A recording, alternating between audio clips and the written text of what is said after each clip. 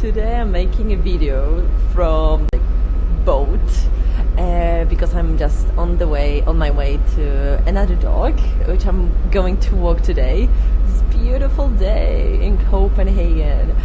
So this short video I'm planning to talk about why it's worth changing the walking gear from the collar to the harness.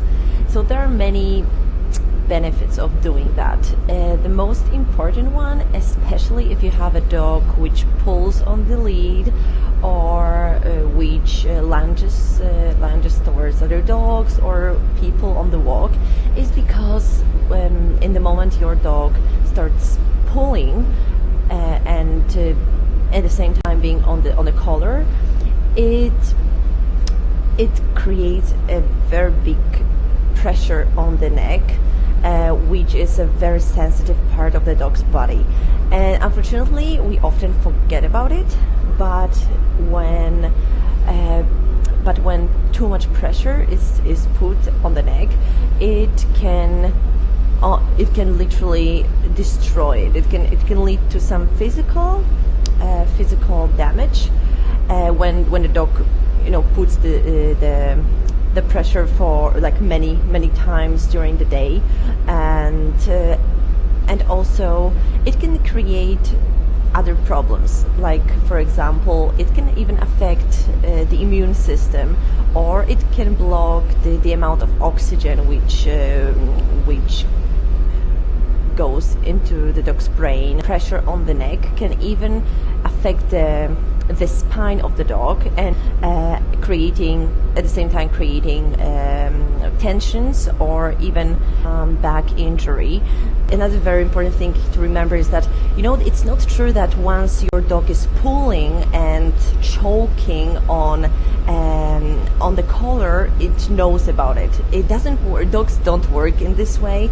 So we are responsible for noticing that our dog doesn't feel comfortable being walked on the collar, pulling and choking when walked in this way, and we are responsible for changing the walking gear for a proper one, because once the dog is choking, it doesn't really enjoy the walk in the way it should, and it really affects the way the dog perceives the world around it. It can even create some negative associations, because once the dog is around a child or a car, and at the same time choking on the collar, it can really create some negative association between that car, child, and because of being choked at the same time when looking at that. That's why I also decided to include the brochure, where you can read much more about why it's quite dangerous to walk your dog on a collar. And in the brochure you can find thorough descriptions of the benefits of changing to the harness, and also find out more how your dog can benefit from it. Besides, if it comes to the harness, there are also, if you already decide to do it, to change the collar from the collar to the harness, then it's very important to know that there are many different types of harnesses, and the type which is the best for the dog, which doesn't block the movement, and which helps your dog move fluently without any blockage, is the harness which has the shape Y. It means that the strap doesn't go across the chest, but along the chest of the dog. This is very important, because all the harnesses like Easy Walk, or the harnesses which are very often seen also in Copenhagen, which just look very cool but have the strap across the chest, block the movement of the dog, and it could also lead to creating many tensions in the shoulders. I think another thing to remember when choosing a harness is to remember that the strap going just behind the shoulder should be placed a little bit further from the shoulders, so once the dog is walking, it doesn't touch the strap. That's also very important because it can also affect the way the comfort of the dog when walking in the harness.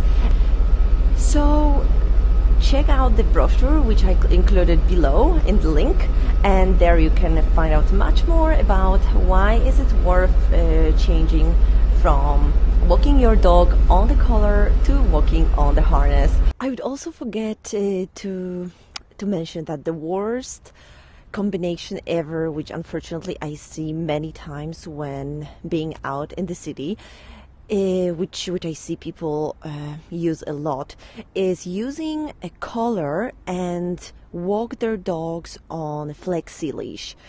That's the worst combination ever, because the flexi leash, it creates the constant pull, constant pressure on the neck, and another thing is that it's very dangerous to walk a dog on this leash, and it also doesn't give you the right control over your dog, and it can create many dangerous situations. It can also tangle up when you meet with some other dog, and in general it's not recommended. So to sum it up, the best what you can do for your dog is to use the collar only for the name tag, and then to find a good harness, a well-suited, a well-fitted harness in Y shape, which I described, and which you can find, which description you can find in the brochure as well, and the normal 1.5 meter leash, just the material one or the leather one. So that's the best what you can do for your dog. I hope you learned something from today,